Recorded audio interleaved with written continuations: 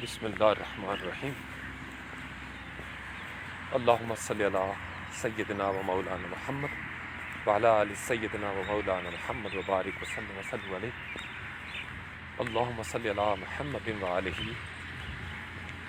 وعطرتہ بعدد کل معلوم لک استغفر اللہ العظیم الذی لا الہ الا هو الحی القیوم واتوب الیہ لا الہ الا اللہ محمد الرسول اللہ صلی اللہ علیہ وسلم قل هو اللہ احد اللہ الصمد لم یلد ولم یولد ولم یکن له کفوا احد اشہد ان لا الہ الا اللہ وحدہ لا شریک لہ واشہد ان محمدا عبدہ ورسولہ یا ہادی رب لا تذر علی الارض قوما ظالمین آمین برحمتک یا ارحم الراحمین۔ سب دیکھنے سننے والوں کو السلام علیکم ورحمۃ اللہ وبرکاتہ۔ الحمدللہ ثم الحمدللہ، پاکستان میں اللہ کریم کی مہربانی سے، توفیق سے، فضل سے، کرم سے، عطا سے آج نویں سحری ہم نے کر لی ہے۔ نوواں روزہ ہمارا شروع ہو گیا الحمدللہ۔ پہلا عشرہ ختم ہونے میں صرف آج اور کل کا روزہ رہ گیا ہے پاکستان میں۔ دیگر علاقوں میں پاکستان سے باہر کچھ علاقے ایسے ہیں جہاں پہ آج نوواں روزہ افطار ہو جائے گا اور 10واں شروع ہو جائے گا۔ سبحان اللہ و بحمدہ سبحان اللہ العظیم۔ آج جمعرات ہے، کوشش کریں، ہمارے بزرگ ایک روایت چلتی آ رہی ہے، ویسے تو ہر لمحہ ہی دعا کرنی چاہیے، 5 وقت مسلمان نماز پڑھتے ہیں، دعا کرتے ہیں اپنے والدین کے لیے، لیکن برصغیر پاک و ہند میں جمعرات کو جمہور علماء کرام، ہمارے اسلاف جو ہیں، وہ ایک جمعرات کے ساتھ ایک خاص اس کی نسبت جو ہے وہ بے جی بہت اہتمام کیا کرتی تھی جمعرات کو، ختم شریف کا، گھر میں جو بھی کچھ پکا ہونا بے جی قرآن پاک کی تلاوت کرتی تھی، درود و سلام بھیجتی تھی نبی کریم صلی اللہ علیہ وسلم پہ، اور پھر ہاتھ اٹھا لیتی تھی اللہ کریم کی بارگاہ میں۔ اور ان جیسی استقامت میں نے اپنے خاندان میں کسی عورت کی نہیں دیکھی۔ میں آپ کو بڑی ذمہ داری سے کہہ رہا ہوں، بڑے بڑے معتبر مکرم رشتے ہیں، سارے قابل احترام ہیں، اور سبھی مانتے ہیں اس چیز کو کہ جو زورا بیوی دی استقامت سی نہ وہ کسی دی نہیں ہے۔ پوری زندگی بے جی نے اپنی، یعنی بچپن سے وہ بتاتی ہیں، پھر جوانی، شادی ہوئی، سارے بچے، ان کی پرورش بھی ہوئی، لیکن جمعرات کا ناگہ نہیں ہوتا تھا۔ جب تک ان کے اندر ہمت رہی ہے، وہ ساری خود ہی اپنی ایک روٹی بنا کے نا، کوئی میٹھی چیز ضرور پسند کرتی تھی کہ ساتھ ہو یا سالن ہو، اور اکیلے بیٹھ جانا، کسی کا انتظار بھی نہیں کرتی تھی۔ جب ہم چھوٹے تھے تو ظاہری بات ہے سارے پاس ہوتے تھے، تو اس وقت معاملات اور طرح کے ہوتے تھے۔ تو پھر یہ بھی میں نے وقت دیکھا کہ میں ادھر سے جانا کئی دفعہ تو بعض اوقات آگے پیچھے ہونا، یا چھت پہ ہونا، یا کہیں گپ شپ لگا رہے ہونا، تو پتہ چلنا بیجی نے ختم بھی کہہ دیا۔ وہ کہتی تھی کہ آنا ہے تو آؤ، ٹھیک ہے، میں نے تو اپنی روٹین کے مطابق چلنا ہے، I don't wait for you. تو یہ ایک بیجی کی مجھے ایک تو جمعرات کے حوالے سے بڑا اہتمام کرنا، اور پھر مجھے وہ سارے الفاظ ہم سب بہن بھائیوں کو یاد ہیں، میرے پاس تو خیر ریکارڈنگز بھی اس کی موجود ہیں، بے جی کا جو ختم شریف ہوتا تھا۔ بے جی نبی کریم صلی اللہ علیہ وسلم سے شروع ہوتی تھی، اور پھر تمام نبیین، صدیقین، شہداء، صالحین، ان کو کور کرنا، خصوصی طور پر ذکر کرنا اہل بیت اطہار علیہم السلام اجمعین کا، بی بی فاطمہ سلام اللہ علیہا کا، ظاہری بات ہے نبی کریم صلی اللہ علیہ وسلم کے حوالے سے، پھر صحابہ کرام رضوان اللہ علیہم اجمعین کا خاص الخاص ذکر کرنا، پھر جتنے بھی سلاسل ہیں طریقت کے، قادریہ، چشتیہ، سہروردیہ، ہزاریہ، اس طریقے سے الفاظ بولا کرتی تھی۔ پھر جتنے بھی معروف صوفیاء کرام ہیں بر صغیر کے، ان کے نام لینے بے جی نے زبانی یاد ہوتے تھے۔ اچھا، پھر پاکستان کے حوالے سے بے جی کی دعا ہمیشہ ہوتی تھی، پاکستان کے لیے بے جی بہت دعائیں کیا کرتی تھی۔ پھر جب اولاد کا معاملہ آ جانا، یعنی جو لوگ چلے گئے ہیں ان کے لیے دعا کا ایک الگ پیکج ہوتا تھا۔ اچھا، پھر جو ہم لوگ موجود ہوتے تھے بچے خاندان والے، ان سب کو خصوصی طور پر 2-3 دعائیں کہ یا اللہ میرے بچہ نے کدے کسی دا محتاج نہ کری. یہ اتنی خوبصورت دعا ہے کہ میرے کانوں میں وہ گونجتی ہیں بے جی کے الفاظ جو ہیں. اینی ویز یہ جمعرات ہے، آپ کے اپنے اپنے والدین کے لیے آج انشاءاللہ خصوصی اہتمام کریں گے. ہم کوشش کریں گے اگر مجھے موقع مل سکا تو افطاری سے پہلے تھوڑا سا ہم ختم شریف کی ایک محفل جو ہے وہ رکھ لیں گے.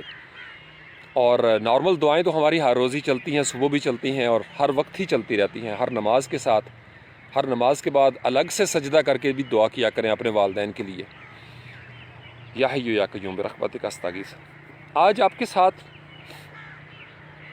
جو مجھے ڈسکس کرنا، لیکن مجھے پہلے اس کو رکھ لینے دیں تاکہ میرے ہاتھ جو ہیں وہ تھوڑے آزاد ہو جائیں، اور پھر مدیہ اور دوسرے شرارتی بچے جو ہیں نا اسپارٹنس، وہ یہ ڈسکس کریں کہ سر کا دایاں ہاتھ کون سا ہے اور بایاں ہاتھ کون سا ہے. یہ پکی بات یاد رکھیں کہ میرا جو موبائل ہے یہ ریفلیکٹ کر رہا ہے ویڈیو کو. یہ پکا فارمولہ یاد رکھ لیں. جو آپ کو رائٹ نظر آتا ہے وہ لیفٹ ہے، اور جو آپ کو لیفٹ نظر آتا ہے وہ رائٹ ہے. لے جی، آج یہ بھی کھڑا ہونے کی پوزیشن میں نہیں جا رہا. اگر میں اس کو یہاں پہ لٹکاؤں تو کیسا رہے گا؟ ہاں، یہ ایک اس کی نظام بن جاتا ہے. اگر یہ گر گیا تو پھر اس کو ہم اٹھا لیں گے. گرے گا یہ اسی وقت جب ہم اس کو ہلائیں گے درخت کو. اور چونکہ یہ اللہ کی زمین میں گڑا ہوا ہے، اللہ کی مرضی سے ہی ہلے گا، میرے ہلانے سے تو نہیں ہل سکتا. مجھ سے زیادہ سخت اس کی استقامت ہے. تو میں آپ کو بتا رہا تھا یا حی یا قیوم. مدیہ یہ میرا رائٹ ہینڈ ہے، یہ میرا لیفٹ ہینڈ ہے. علی حمزہ وعلیکم السلام ورحمۃ اللہ. سب کو، مدیہ کو، جو نام میں چونکہ تھوڑا فاصلے پہ کھڑا ہو گیا ہوں تاکہ آپ لوگ جو ہیں وہ اس چیز کو میرے ہاتھ فری ہو جائیں. اور یہ جو میری ہے نا، یہ لیفٹ سائڈ آپ کو نظر آ رہی ہے، یہ میری لیفٹ ہے، آپ کو رائٹ نظر آتی ہے. یہ پکا یاد رکھ لیں. جب میں ویب کیم کے ذریعے آتا ہوں درس قرآن میں تو اس میں جو رائٹ میرا ہے وہی آپ کو بھی رائٹ نظر آئے گا. تو انگوٹھی میں نے کبھی زندگی میں آج تک لیفٹ ہینڈ پہ نہیں پہنی. یہ پکا سبق یاد رکھ لیں مدیہ. Never in my life. Left hand پہ بیجی سختی سے منع کرتی تھی کہ اس ہاتھ میں کوئی انگوٹھی نہیں پہننی. تو میں نے یہی ایک میری انگلی ہوتی ہے. ہاں، ایک دور ایسا گزرا ہے، میں نے آپ کو بتایا تھا، بڑا ہپی قسم کا دور. تو اس میں نے بڑے معاملات کیے ہیں. میری 10 کی 10 انگلیوں پہ بھی انگوٹھیاں ہوتی تھیں. تو وہ ایک دور تھا جب میں صرف پتھروں کے بارے میں تحقیق کر رہا تھا کہ کون سا پتھر. وہ پورا میرے پاس چارٹ بھی بنا ہوا ہے. وہ ضروری تھا اس مرحلے کو گزارنا. آج میں نے آپ کے ساتھ جو ڈسکس کرنا ہے، اور یہ سارا کچھ ترتیب کے ساتھ آ رہا ہے، رینڈم نہیں ہے. رمضان المبارک میں ایک خاص ترتیب ہے. روزے آتے ہی اس لیے ہیں کہ آپ کو مرتب کر دیں. ہم جو بے ترتیب زندگیوں والے لوگ ہیں، ہماری زندگیوں میں ایک ترتیب آ جائے. جو ڈس آرڈر ہمارا آ گیا ہے 11 مہینے میں، وہ اس ایک مہینے میں ہمارے پاس آرڈرلی چیزیں جو ہے نا وہ ترتیب کے ساتھ آ جائیں. ہم دوبارہ سے اپنے جسم کو مرتب کریں، اپنے سونے جاگنے کی ترتیب کو مرتب کریں، اپنے معاملات اپنے سٹمک سے لے کے یعنی جسمانی طور پر بھی خود کو مرتب کریں، اور پھر روحانی طور پر بھی خود کو مرتب کریں. چونکہ اوور دا ایئرز کا کثرت استعمال سے ہماری چیزیں جو ہے نا وہ بے ترتیبی کا شکار ہو جاتی ہیں. عام زندگیوں میں بھی آپ نے دیکھا ہوگا، کمرے جب استعمال ہوتے ہیں تو کمرے کا حشر ہو جاتا ہے. کتابیں شیلف سے نکل رہی ہیں، آپ پڑھ رہے ہیں. بچے جب ہوم ورک کرتے ہیں تو ہر چیز بے ترتیب. تو مائیں بیچاری سنبھالتی پھرتی ہیں. تو ہر روز بھی ہم اپنے آپ کو ترتیب دیتے ہیں. جاب پہ جانے سے پہلے، اسکول کالج یونیورسٹی آپ نے جانا ہے یا آپ نے کچھ بھی کرنا ہے، تو ایک ترتیب ضروری ہے زندگی کے اندر. تو اس وجہ سے رمضان المبارک کا اپنے آپ کو مرتب کرنے کا جو نصاب ہے، اس کے اوپر آپ غور کریں. تو یہ جو لائیو سیشن چل رہے ہیں صبح کے اور رات کے، ان کا بھی ایک آپس میں تعلق ہے. اس سے پہلے ہم نے 2-3 دن لگاتار آب و ہوا کے حوالے سے بات کی ہے، نالے کے حوالے سے بات کی ہے. کل ہم نے بات کی تھی ٹرائنگل کے بارے میں کہ جین کیا چیز ہے، اس کی جو پروٹین ہے وہ کیا کہہ رہی ہے، اور کس طریقے سے یہ اثرات مرتب ہوتے ہیں. پھر ماحول کیا ہے، پھر اس ماحول کے اندر ظاہری بات ہے ماحول کے اندر ہی تربیت کا سارا نظام ہوگا نا. ماحول کے اندر ہی نظام ہوتا ہے. وہ نظام آپ کا داخلی نظام ہو سکتا ہے، وہ آپ کا خارجی نظام ہو سکتا ہے. پھر اسی طریقے سے اور آپ کی جو انٹریکشن ہو رہی ہے، آپ ماحول کو کیا دے رہے ہو، ماحول سے آپ کیا لے رہے ہو. تو اسی سے ایک سٹیپ آج ہم انشاءاللہ تعالی آگے بڑھ جائیں گے. اور یہ نوجوانوں کے لیے ایک نیا نکتہ ہے. بالکل آپ نے لفظ سنا ہوگا سائیڈ افیکٹس. جب آپ ڈاکٹرز کے پاس جاتے ہیں، دوائی لیتے ہیں آپ، یا کسی بھی جگہ پہ میڈیکل سٹور سے، تو آپ یہ ضرور ایک دوسرے کو پوچھتے ہیں یا بتاتے ہیں کہ ڈاکٹر صاحب اس کے سائیڈ ایفیکٹس کیا ہوں گے. آپ میں سے بہت سارے لوگوں نے کوئی میڈیسنس یوز کی ہوں گی اور آپ کو پتہ چلے گا یار یہ دوائی جو ہے یہ میں نے استعمال نہیں کرنی کیونکہ اس کا یہ سائیڈ ایفیکٹ ہے اور اس کا یہ سائیڈ ایفیکٹ ہے.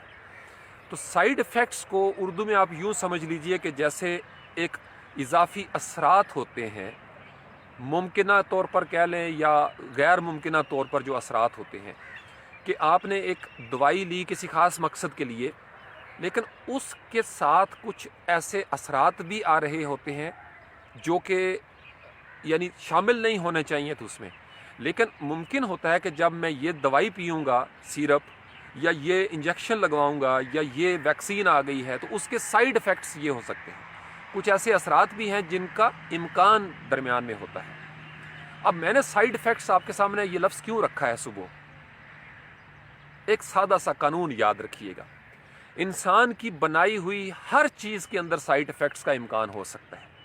میری کہی ہوئی ہر بات کے سائیڈ ایفیکٹس ہو سکتے ہیں، ہماری سوچی ہوئی ہر بات کے سائیڈ ایفیکٹس ہو سکتے ہیں، انسان کی ہر قسم کی ایجاد کے سائیڈ ایفیکٹس ہوتے ہیں. لیکن جو چیز فاطر ہستی کی طرف سے آتی ہے، جو آب و ہوا فاطر ہستی نے دی ہے، جو موسم اس کی طرف سے آتے ہیں، جو کیفیات اس کی طرف سے آتی ہیں، جو جذبات اس کی طرف سے آتی ہیں، جو پیمانے وہ دے رہا ہے، اس میں آج کے دن تک کوئی سائیڈ ایفیکٹ نہیں ہے. جو چیز فطرت ہمیں دے رہی ہے وہ پیور ہے، وداؤٹ اینی سائیڈ ایفیکٹ. تو میں بعض اوقات حیران ہو کے سوچتا ہوں، اس لیے میں نے سوچا کہ میں اپنی سٹڈیز میں سے، اپنے مطالعہ میں سے، تفکر میں سے آپ کے ساتھ یہ والا حصہ ضرور شیئر کروں کہ میرے ماحول کے اندر جتنی تبدیلیاں میں نے کی ہیں یا جتنی تبدیلیاں میری لگائی ہوئی فیکٹریوں کی وجہ سے آئی ہیں یا میری ایجاد کردہ مشینوں کی وجہ سے، جو میں نے مشین بنائی ہے، جو فیکٹری میں نے لگائی ہے اور جو چیزوں کو مینپولیٹ میں نے کیا ہے، جیسے پانی کا جو نیچرل فلو تھا اس کو میں نے جس طریقے سے بدلنے کی کوشش کی ہے، فطرت کے آرڈر کے اندر جس طرح کا ڈس آرڈر کیا ہے وہ میں نے کیا ہے. فطرت کا کبھی بھی ڈس آرڈر نہیں ہوتا، فطرت اپنے آرڈر کے ساتھ چلتی ہے. لیکن فطرت کے آرڈر کو جب ہم انسانی آبادیوں والے ڈس آرڈر میں لے جاتے ہیں، اس ترتیب کو خراب کرتے ہیں، تو پھر اس کے سائیڈ ایفیکٹ انسانی آبادیوں میں نظر آتے ہیں. وہ من جانب اللہ نہیں ہوتے، وہ انسانوں کے اعمال برے اثرات کی صورت میں ہمارے سامنے نتائج مرتب کر رہے ہوتے ہیں. تو کوئی بھی ایسی چیز ہے، یعنی اگر انسانی آبادیاں سائیڈ ایفیکٹس مانگنے گی تو اللہ تعالیٰ کی طرف سے وہ نتائج بھی ہمارے سامنے آنا شروع ہو جائیں گے. اب میں نے یہ مثال آپ کو کیوں دی ہے؟ فطرت نے ہم کو موسم دیا. آپ کو پتہ ہے یہ درخت کیا کر رہے ہیں؟ یہ ہمارے لیے آکسیجن پیدا کرتے ہیں. یہ درخت ہمارے لیے آکسیجن پیدا کرتے ہیں. پھر اس کے علاوہ اور ان کے دیگر ماحولیات کے اوپر، کیونکہ یہ جو 3 پولوشن کے بڑے بڑے ذرائع ہیں، ایئر پولوشن ہوتی ہے، the air we breathe, the water we drink, the food we eat, یہ 3 چیزیں ہوتی ہیں نا. تو آپ کی سوئل اگر پولوٹڈ ہو جائے، اللہ کی طرف سے جو زمین ملی ہے وہ اس کے اندر کوئی سائیڈ ایفیکٹ نہیں ہے. جو اللہ کی طرف سے زمین ملی تھی اس میں سائیڈ ایفیکٹ نہیں تھا. لیکن میں نے اس زمین کے اوپر جس طرح اپنی عقل و شعور کے ساتھ تجربے کیے، کھادیں ڈالنا شروع کر دیں، نئے سے نیا تجربہ میں نے کیا زمین کے ساتھ، میں نے نئے سے نئے مکانوں کے نقشے بنا لیے، میں نے خیال نہیں رکھا کہ میری زمین کا کرسٹ جو ہے وہ کس طریقے سے ڈیمیج ہو رہا ہے. تو میرے ان کرتوتوں کے سائیڈ ایفیکٹس میرے سامنے آئیں گے. تو سوائل پولوشن ہو گئی، چونکہ جتنے فضلے نکل رہے ہیں فیکٹریوں میں سے، جو گاڑیوں کا دھواں جا رہا ہے، گاڑیوں کا جتنا ڈیزل گرتا ہے، پیٹرول گرتا ہے، جو بھی فالتو مواد ہماری اپنی زندگیوں کے اندر انسانوں نے جس طریقے سے مس مینج کیا یا گڈ مینجمنٹ کا وہ انہوں نے مظاہرہ کیا. تو جس سوسائٹی میں یا جس فرد کی سطح پہ انسان جس قدر اللہ کے دیے ہوئے نظام میں بگاڑ پیدا کرتا ہے، سائیڈ ایفیکٹس اسی قدر بڑھنا شروع ہو جاتے ہیں. یہ نقطہ بڑا اہم ہے نوجوانوں کی کامیابی کے لیے. آپ اپنی زندگی کو جس قدر پیور کرتے جائیں گے، جس قدر فطرت سے جوڑتے جائیں گے، آپ کی زندگی کے سائیڈ ایفیکٹس ختم ہونا شروع ہو جائیں گے. ورنہ ہماری بنائی ہوئی ہر پالیسی کچھ سالوں کے بعد تبدیل ہو جائے گی. ہمارا لایا ہوا زمین کے اوپر ہر نظریہ کچھ عرصے کے بعد تبدیل ہو جائے گا. ہماری بنائی ہوئی ہر بیوٹی کریم کچھ عرصے کے بعد خود ہی چینج ہو جائے گی.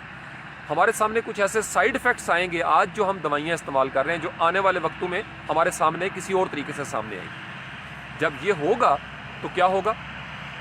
آپ کہیں گے تھنک ٹینک بیٹھتے ہیں کہ نہیں، جو ہم نے اس وقت دوائی استعمال کی تھی اس کے اثرات برے نکلے. تو زمین کی سائنس اسی طریقے سے چلتی ہے. وہ تجربہ مشاہدہ کیا، اس نے مختلف بار بار ری ٹیسٹنگ کی، ایک تھیری بنا دی۔ اب جب اس تھیری کے مطابق نقصان ہونا شروع ہو جاتا ہے انسانی آبادیوں کو، سائیڈ افیکٹس آنا شروع ہو جاتے ہیں، تو انسان کہتا ہے نہیں، اس کو اگر تھوڑا سا یہاں سے ویریشن کی جائے، یہاں سے بدلا جائے تھوڑا سا، تو سائیڈ افیکٹس ختم ہو سکتے ہیں۔ جیسے امریکہ کے حوالے سے وہ جانسن، آپ کو پتہ ہے ویکسین کے حوالے سے سائیڈ افیکٹس کی باتیں ہونا شروع ہو گئی ہیں۔ دیگر ملکوں کی ویکسین جو ہے اس کے اندر بھی سائیڈ افیکٹس کی باتیں آنا شروع ہو گئی۔ وجہ یہ ہے کہ انسان کا علم محدود ہے۔ انسانی عقل کو گنجائش تو ہر چیز کی دی ہے اللہ نے، لیکن پرانے تمام ادوار کو اگر آپ دیکھیں تو ہمارے جو پرانے ادوار تھے، آج سے 1000 سال پہلے کی دنیا میں چلے جائیں، 2000 سال پیچھے آپ چلے جائیں، تو آپ دیکھیں گے کہ اس وقت آب و ہوا کے اندر چونکہ گاڑیوں کا دھواں نہیں تھا، آب و ہوا جب گاڑیاں بنی، دیکھیں نا، بلیسنگز بھی چل رہی ہیں، سائیڈ افیکٹ بھی چل رہے ہیں، سہولت بھی آ رہی ہے انسانی آبادیوں میں، سائیڈ افیکٹ بھی آ رہے ہیں۔ آپ کو پتہ ہے یہ 4G 5G 6G کی جو کہانیاں چل رہی ہیں اس کے بھی سائیڈ افیکٹس چل رہے ہیں۔ جتنی ریز بڑھ رہی ہیں، ویوز بڑھ رہی ہیں اس کائنات میں، جتنے سگنل زیادہ ہو رہے ہیں، اسی قدر ریڈیشن میں اضافہ ہو رہا ہے نا۔ تو ہر چیز جو انسان کرتا ہے اس کے سائیڈ افیکٹس ضرور ہوں گے۔ انسان کی زندگی میں آنے والی ہر تبدیلی کا سائیڈ افیکٹ ہوتا ہے، پازیٹیو ہو یا نیگیٹو ہو، سائیڈ افیکٹ اس کے اندر ضرور موجود رہیں گے۔ اس کی وجہ یہ ہے کہ انسان کی عقل اگر خود اپنے طور پر سوچے اور موجودہ سطح پہ اپنے آپ کو عقل کل سمجھ لے کہ میں جو کر رہا ہوں وہ پرفیکٹ ہے، تو آنے والے وقتوں میں اس کا فارمولہ غلط ہو جائے گا، آنے والے وقتوں میں سائیڈ افیکٹ سامنے آ جائیں گے۔ وجہ کیا ہے کہ ہمیں جو لگ رہا ہے کہ یہ حقیقت ہے، اگلا ہی دور بدلی ہوتا ہے، ایک ذرا سا لمحہ تبدیل ہونے کی دیر ہے اور آپ کا جو ویو پوائنٹ ہے وہ چینج ہو جاتا ہے۔ ایک ذرا سا، میں نے آپ کو بتایا، تھوڑا سا رائٹ لیفٹ ہو کے دیکھتے ہیں، دیکھنے کا انداز بدل جاتا ہے۔ ایک ذرا سا موسم بدلتا ہے تو آپ کی ہر چیز چونکہ ایک نئے ایکسپیریمنٹ سے گزرنا چاہتی ہے، آپ کا ٹیسٹ کا جو پیرامیٹر ہے وہ چینج ہو جاتا ہے، لہٰذا آپ کا نتیجہ بھی بدل جاتا ہے۔ گویا تمام انسانوں نے آج تک جتنی ترقی کی ہے وہ مسلسل تجربات کے فیلئر کے بعد ایک نیا تجربہ، ایک نیا نظریہ بن جاتا ہے۔ تو انسان جس کی نظر محدود ہے وہ اپنے دور میں وقت گزارنے کے لیے، چونکہ یہ بڑا ضروری ہوتا ہے، سائنس اسی طریقے سے آگے بڑھتی ہے، یا تو سائنس ہاتھ پہ ہاتھ دھرے منتظر فردہ ہو جائے جیسے مذہب والے کرتے ہیں، یا تو وہ کچھ بھی نہ کرے، لیکن سائنس کے اندر یہ تڑپ ہے کہ وہ اپنے دور کو خود سمجھے، یہ سائنس کی تڑپ ہے۔ لہٰذا سائنس کے جو پیغمبر ہیں، لفظوں کو ذرا غور سے سنیے گا بلال، سائنس کے پیغمبر کون سے ہوتے ہیں؟ جو سائنٹسٹ ہوتے ہیں۔ پیغمبر کا مطلب کیا ہوتا ہے؟ جو میسنجر ہوتا ہے، جو گائیڈ ہوتا ہے، جو رہنمائی دیتا ہے۔ چونکہ ہم نے جب نیوٹن نے کچھ کہا تو ہم نے مان لیا، جب نیوٹن نے کچھ کہا تو ہم نے مان لیا، اور چونکہ انسانی عقل کو جتنا مشاہدہ چاہیے نیوٹن وہ دکھانے میں کامیاب ہو گیا، اور جہاں پہ اس نے نہیں دکھا سکا اس نے فارمولے بتا دیے، اور ہم نے ان فارمولوں کو اپلائی کر کے دیکھا کہ ہاں جی یہ نیوٹن کے 3 قانون چل رہے ہیں۔ آئنسٹائن ایک تھیوری، ہم نے اس کو مان لیا۔ تو آئنسٹائن اور نیوٹن کے جو نظریات تھے کتابی شکل میں، وہ اس میسنجر کی کتاب بن گئی، سائنس کی ڈیوائن کتابیں بن گئی جو سائنس کی کتابیں تھیں، ٹیکسٹ بکس آ گئیں۔ اب جب ہم نے ریفر کرنا ہے تو جو سائنسدان نیوٹن کے پیچھے اتباع میں چل رہے ہیں، جب ہم فزکس پڑھتے ہیں، جب ہم فزکس پڑھیں گے تو فزکس کے جو ماہرین ہیں وہ اس فزکس کے شعبے کے میسنجر ہیں، اور ان کی جو لکھی ہوئی کتابیں ہیں وہ گائیڈ بکس ہیں اس میسنجر کی جو اس خاص شعبے میں خاص الخاص چیزیں ہمارے سامنے لے کے آیا۔ لیکن سائیڈ افیکٹس کے ساتھ اس کو جوڑیے، چونکہ یہ اس فزیکل ورلڈ کا ایک سائنسدان، ایک سوچنے والا دماغ تھا۔ انسانی عقل جب سوچتی ہے تو سائیڈ افیکٹس اس میں ہمیشہ ہوتے ہیں، چونکہ کامل نہیں ہے۔ ابھی صرف سائنس پہ رہیں۔ تیسرے نمبر پہ آپ میتھ کا کوئی بندہ ہے، بایولوجی کی طرف ہم چلے جاتے ہیں، زوالوجی میں آ جاتے ہیں، کوئی بھی سائنسی ترقی ہوتی ہے D N A R N A کے حوالے سے، جینز کے حوالے سے بھی، تو ہمارے ہاں 2 طبقات مشہور ہوئے۔ ایک وہ یہ تھا کہ 19ویں صدی میں جب کوئی ریسرچ سامنے آئی تو ہم نے کہا جی یہ تو قرآن میں موجود ہے، ہم نے خود سے نہیں تلاش کی، لیکن جب انہوں نے کہی تو ہمیں پتہ چل گیا کہ ہاں جی قرآن میں بھی ہے۔ تو 19ویں صدی میں جو نظریہ آیا تھا، یہ بڑی دلچسپ بات آپ کے سامنے رکھنے لگا ہوں۔ 19ویں صدی میں جو سائنسی ترقی ہوئی، اس کو اس وقت کے دور میں اگر آپ تاریخ کی کتابیں پڑھیں نا پرانی، تو کہا گیا کہ قرآن میں اس طریقے سے پہلے سے لکھا ہوا ہے۔ اچھا 20ویں صدی میں وہ نظریہ تبدیل ہو گیا. یہ بڑا دردناک پوائنٹ آپ کو دے رہا ہوں صبح صبح سائیڈ افیکٹ کا. 20ویں صدی میں سائنس کی تھیوری چینج ہو گئی. اب وہ بندے جو پہلے سے اس دور میں کچھ باتیں کر رہے تھے وہ تو چلے گئے. اب 20ویں صدی کے بندوں نے قرآن میں دیکھا, انہوں نے کہا جی کہ 20ویں صدی میں جو سائنس نے کہا وہ قرآن میں اس طریقے سے موجود ہے. اب 21ویں صدی میں ہم آگے ہیں. تو ہر دور کے اندر جب سائنس کا نظریہ بدلتا ہے تو وہ ہمیں قرآن میں نظر آنا شروع ہو جاتا ہے.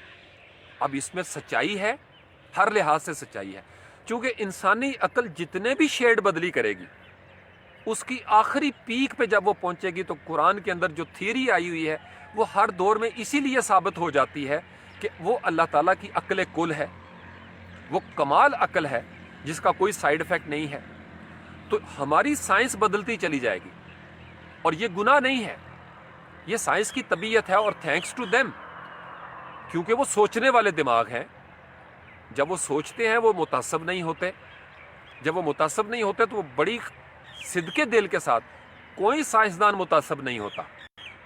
جو ٹرو سائنٹسٹ ہوتے ہیں وہ متعصب نہیں ہوتے, ان کے پاس کہنے کے لیے کچھ دلیل ہوتی ہے اور وہ ثابت کر دیتے ہیں کہ ہمارا نظریہ حق ہے. وہ ثابت کر دیتے ہیں کہ ہمارا نظریہ حق ہے. اللہ اس پوری کائنات کو بنانے والا اللہ رب العالمین, اس نے بھی اپنے سائنسدان بھیجے. اب آپ پہلے والے ماڈل کو اس ماڈل کے ساتھ اپلائی کیجئے گا.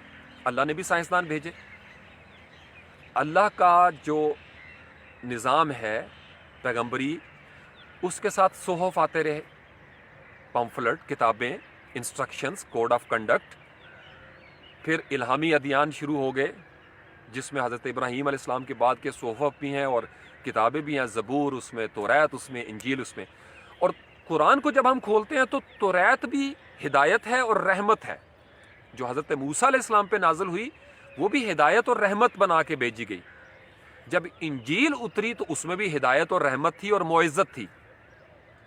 اب چونکہ اللہ تعالیٰ کی طرف سے جو سائنسدان آ رہے تھے زمین پر, وہ اللہ کے نظریے کو آگے لے کے چل رہے تھے, اور اللہ کا نظریہ باطل نہیں ہو سکتا, اس کے سائیڈ افیکٹ نہیں ہو سکتے.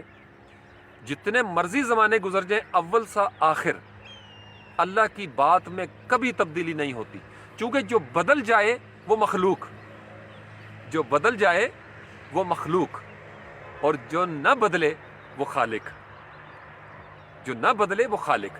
تو اللہ تعالیٰ کی ذات غیر متبدل ہے, لا تبدیل لکلمات اللہ. اللہ کی ذات کے کلمے نہیں بدلتے, اور جو نہ بدلتا ہو اس کے سائیڈ افیکٹس نہیں ہوتے, کیونکہ جب ہم بدلتے ہیں تو سائیڈ افیکٹس آئیں گے.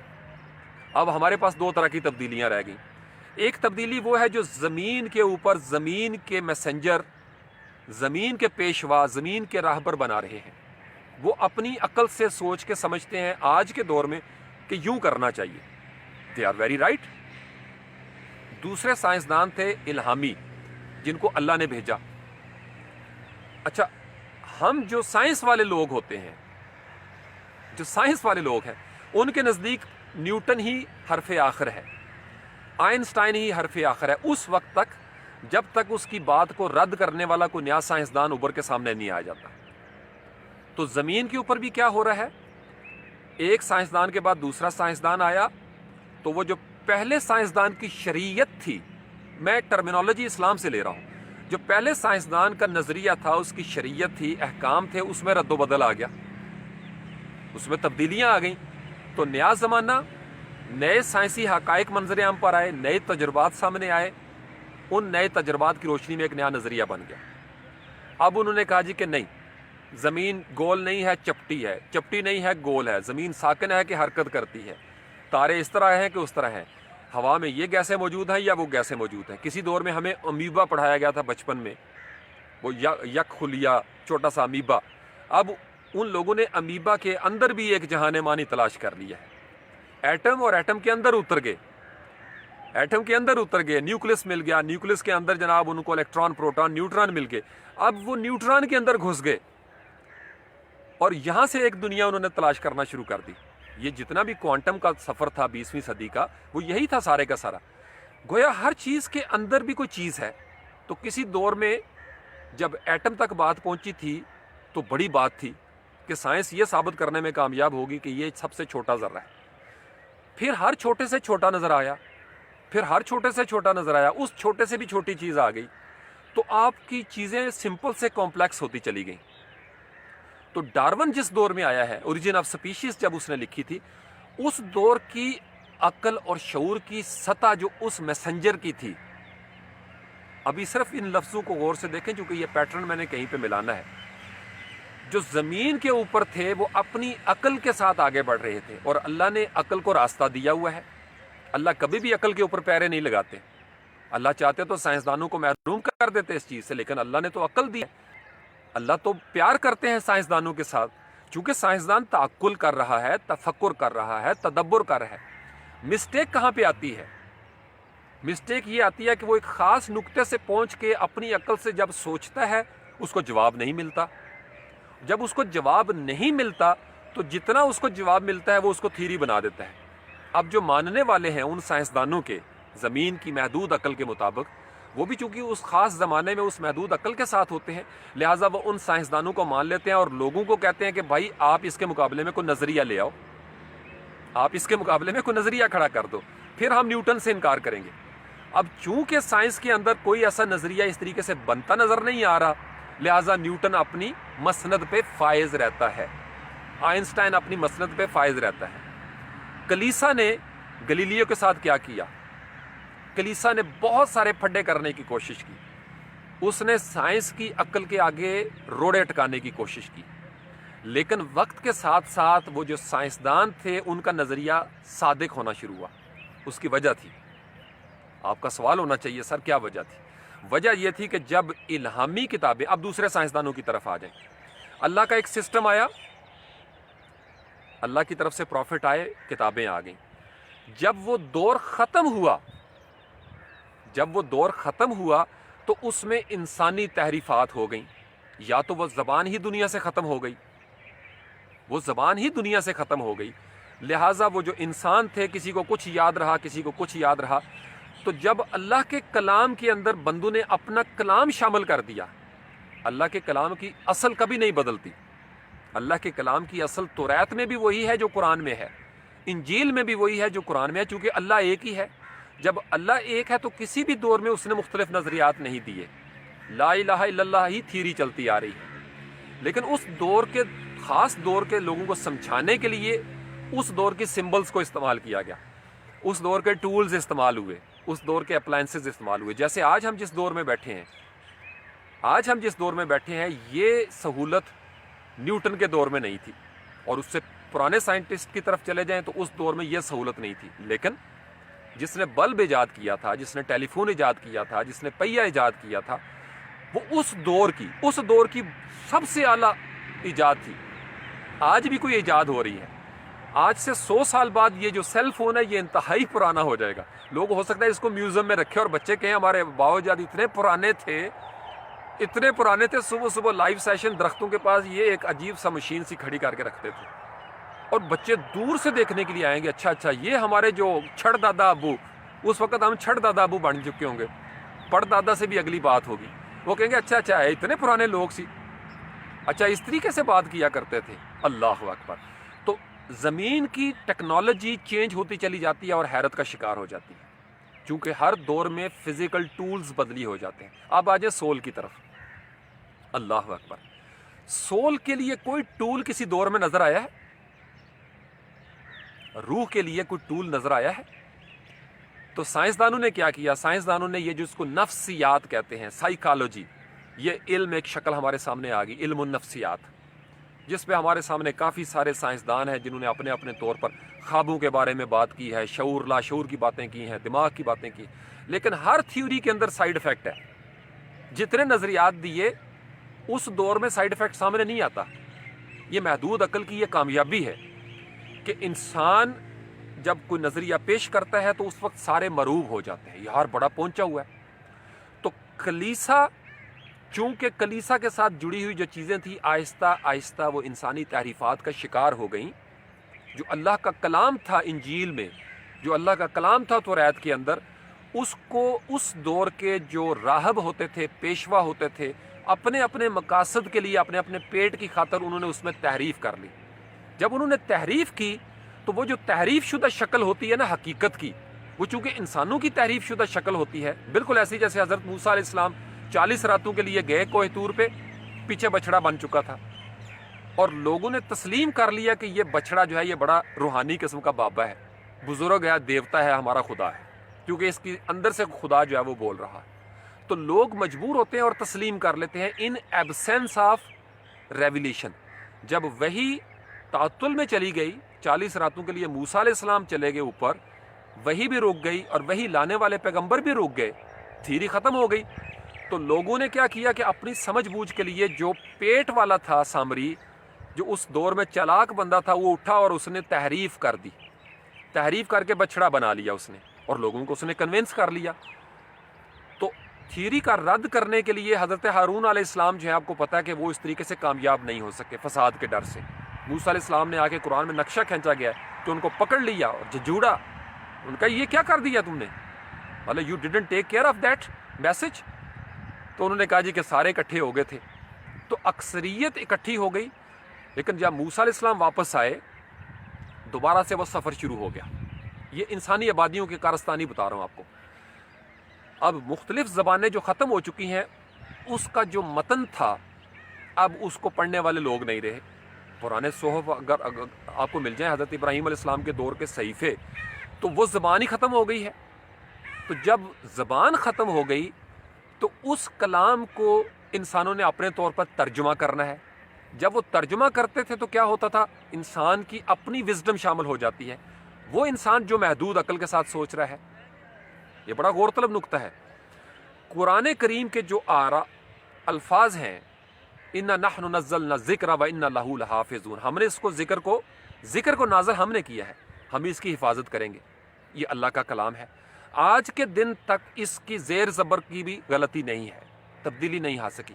اور سب سے خوبصورت جو سسٹم تھا، استاد محترم سید اون ساجد نقوی ہماری جب ایم فل کی کلاس چل رہی تھی 2016 میں، تو ایک بڑا خوبصورت انہوں نے سوال کسی نے کیا تو انہوں نے جواب دیا. استاد محترم اون نقوی صاحب کے الفاظ بتا رہا ہوں، وہ اس قدر دیوانے ہیں حفاظ کرام کے. انہوں نے کہا کہ اسلام کے اندر سب سے خوبصورت چیز ہے، یہ واحد الہامی کتاب ہے جس کے حافظ بہت زیادہ ہیں، اور اس کا آج تک اس حالت میں برقرار رہنے کے اندر حفاظ کرام کا بہت بڑا کردار ہے. آپ حیران ہو جائیں گے، اللہ تعالیٰ کی طرف سے ایسا سسٹم ہو گیا ہوا ہے کہ ہمارے مسلمان بچوں کے اندر یہ شوق پیدا ہو جاتا ہے. اور جس قدر اس کتاب کو زبانی یاد کیا گیا ہے، حفاظ کرام کو، یہ نسل در نسل آگے بڑھتی چلی آ رہی ہے. یہ بڑا غور طلب نقطہ ہے. دیکھیں نا، اب آپ ایپلیکیشنز کے دور میں آگے ہیں، کس قدر قرآن جو ہے نا وہ منظر عام پر آ چکے ہیں. تو ضرورت اس امر کی ہے کہ کوئی ایسی اتھارٹی ہونی چاہیے جہاں پہ چیک کر سکیں. پرانے وقتوں میں جب تاج کمپنی کے قرآن آتے تھے تو آپ نے دیکھا ہوگا نیچے کسی نہ کسی حافظ صاحب کی مور لگی ہوتی تھی کہ فلاں حافظ صاحب نے اس کو پڑھا ہے حرف بہ حرف، اور اب وہ تصحیح کی سگنیچر کر رہے ہیں، مور لگا رہے ہیں کہ یہ جو کتاب ہے اس میں کوئی تبدیلی نہیں، زیر زبر کی بھی. اور میں نے بے جی کو اکثر دیکھا، بے جی کے ہاتھ میں ایک دو دفعہ میں نے پینسل دیکھی قرآن میں نے کہا آپ نوٹس لے رہی ہیں؟ تو ہنس پہ کہتے ہیں نہیں، مینوں پڑھدے شک ہویا کہ اے جڑا قرآن ہے یہ کوئی غلطی ہے تھوڑی بہت. قرآن کی غلطی نہیں، یہ لفظوں کو پکڑیں، قرآن میں غلطی نہیں، اس کے متن میں پرنٹنگ پریس میں غلطی ہو گئی، مس پرنٹ ہو گیا، یا کسی نے جان بوجھ کے کیا یا انجانے میں ہو گیا. تو اللہ کے کلام کے اندر کبھی تبدیلی نہیں ہوئی. توریت کے اصلی متن میں آج کے دن تک کوئی تبدیلی نہیں ہے. توریت کے اصلی متن میں آج کے دن تک کوئی تبدیلی نہیں ہے. لیکن وہ متن کہاں ہے؟ انجیل کی جو اصل کتاب تھی، جو حضرت عیسیٰ علیہ السلام کے لیے اترا تھا، اس میں کوئی زیر زبر کی غلطی نہیں تھی. لیکن جب توریت کے ترجمے ہوئے، انجیل کے ترجمے ہوئے اور زبانیں غائب ہونا شروع ہو گئیں، تو وہ جو نسخے باقی رہ گئے تھے وہ انسانوں کے پاس، اس میں آمیزش شامل ہوگی انسانی. اب انسان محدود ہے، جب انسان محدود ہوگا تو وہ بہت ساری ایسی باتیں شامل کر دے گا جو آنے والے وقتوں کے لحاظ سے غلط ہونا شروع ہو جائیں گی. تو ہمارے جو تراجم ہوئے ہیں 100 سال پہلے جو ترجمہ تھا اس میں غلطی ہو سکتی ہے. اور اگر آپ نے 100 سال پہلے کے ترجمے کو مسلک بنا لیا ہو فار ایگزامپل، تو ضد پیدا ہو جائے گی کہ نہیں، دیکھیں نا، میں ایک پیر بن جاتا ہوں بابا، اب میرے ماننے والے 40,000 لوگ ہو جاتے ہیں، میں کسی موقع پہ کوئی بات کرتا ہوں اور 60-70 سال کے بعد وہ بات کسی اور طریقے سے سامنے آتی ہے. اب میرے ماننے والے اس وجہ سے میری غلطی نہیں مانتے، انہیں پتہ ہے کہ اگر ہم نے یہ مان لیا اسی تے گئے. اور یہی انسان کی ضد اور تعصب ہے جس کی وجہ سے فرقے بنتے چلے جاتے ہیں کہ بعض اوقات پتہ ہوتا ہے کہ یہاں پہ بونگی وج گئی ہے، یہ بات غلط ہو گئی ہے، لیکن اس کو تسلیم نہیں کیا جاتا. وجہ یہ ہے کہ اگر کوئی تسلیم کر لے کہ ایسا نہیں ہوتا تو دھڑام سے گر جائے گی وہ سارا اسکول آف تھاٹ، اس کی بلڈنگ. تو اس ضد کے لیے پھر ایسی حجتیں پیش کی جاتی رہیں، دلائل اکٹھے کیے گئے، آرٹیفیشل دلائل. اور یہ دلائل ایسے تھے جنہوں نے تراجم کے اندر پناہ لی، ترجموں میں سہارا لیا انہوں نے، پھر ان تراجم کے اوپر لکھی گئے پمفلٹس میں سہارا لیا، پھر کچھ چیزیں احادیث کے اندر شامل ہو گئیں، روایات جو اسرائیلی روایات تھیں ان سے سہارا لیا گیا. اچھا جب آپ وہاں سے نکلیں گے تو پھر صحابہ کرام رضوان اللہ علیہم اجمعین کے اقوال میں پناہ ڈھونڈی گئی، چونکہ وہ چیزیں سسٹمیٹک نہیں ہوتی اس طریقے سے. قرآن تو پورا ریکارڈ آیا نا ہمارے پاس، لیکن نبی کریم صلی اللہ علیہ وسلم کی بہت ساری باتیں مختلف سلسلوں سے ہمارے پاس پہنچی ہیں. قرآن تو براہ راست آ گیا نبی پاک علیہ السلام سے. تو پھر کیا ہوا، ضرورت پڑی اسماء الرجال کی. اس اسماء الرجال کے علم کی ضرورت ہی اس لیے پڑی تھی کہ بہت ساری ایسی احادیث سامنے آنا شروع ہو گئی جو کہ حدیث کے معیار پر پورا نہیں اترتی تھی. امام بخاری نے خود لاکھوں حدیثیں چھوڑ دی، انہوں نے کہا یہ حدیث نہیں ہو سکتی، یہ حدیث نہیں ہو سکتی، چونکہ نبی کریم صلی اللہ علیہ وسلم کے جو الفاظ تھے، پیارے الفاظ، وہ سننے والوں نے اپنے لہجے میں بتائے. فلاں سے روایت، فلاں سے روایت، فلاں بن فلاں سے روایت، انہوں نے ان سے روایت کیا، انہوں نے ان سے روایت کیا، انہوں نے ان سے سنا. تو جب مختلف زمانے گزرتے چلے جاتے ہیں تو لب و لہجہ اس بندے کا زیادہ سامنے آ جاتا ہے جس بندے نے بات بتائی تھی. تو ایگزیکٹ الفاظ وہ نہیں رہتے. اب قرآن کے متن کے ایگزیکٹ الفاظ وہی آ رہے ہیں پہلے دن سے لے کے آج کے دن تک، چونکہ حفاظ کرام کی یہ مہربانی ہے سب سے زیادہ، اس میں تبدیلی نہیں ہوئی. لیکن ترجمے وقت کے ساتھ ساتھ ایڈوانس ہوتے چلے جاتے ہیں. اور اس میں جو 100 سال پہلے لکھا گیا ہے نا، جو 100 سال پہلے لکھا گیا تھا اس میں غلطیاں نہیں ہیں، لیکن اس دور میں انسانی عقل نے قرآن سے جس کو ڈیوائن میسج کہا جاتا ہے سمجھا ہی یہ تھا.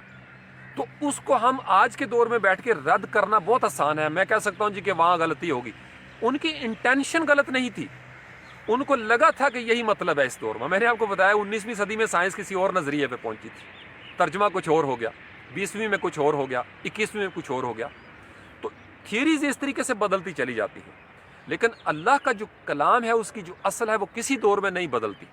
کسی زمانے میں اس کے کلام کا میسج جو کور ہے اس کی وہ نہیں چینج ہوتی. تو سائیڈ افیکٹس کہاں پہ آئیں گے؟ جہاں جہاں انسانی تحریف ہو جائے گی، جہاں جہاں انسانی آمیزش ہو جائے گی. اب نبی کریم صلی اللہ علیہ وسلم کے حوالے سے ذرا سوچئے گا، پیغمبر کیا کرتے ہیں؟ پیغمبر کبھی اپنی طرف سے زیر زبر نہ کم کرتے ہیں نہ زیادہ کرتے ہیں. بلغ ما انزل الیک، جو آپ پر نازل ہوا آگے پہنچا دیجیے. آپ کا بس اتنا ہی کام ہے کہ جو میں آپ کو کہہ رہا ہوں جلدی جلدی نہ یاد کریں، یہ اللہ کی ذمہ داری ہے، آپ اس کو بس پہنچا دیں.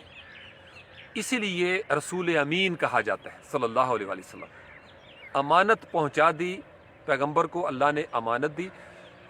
اب یہاں پہ ایک چیز بڑی مجھے مشترکہ نظر آتی ہے.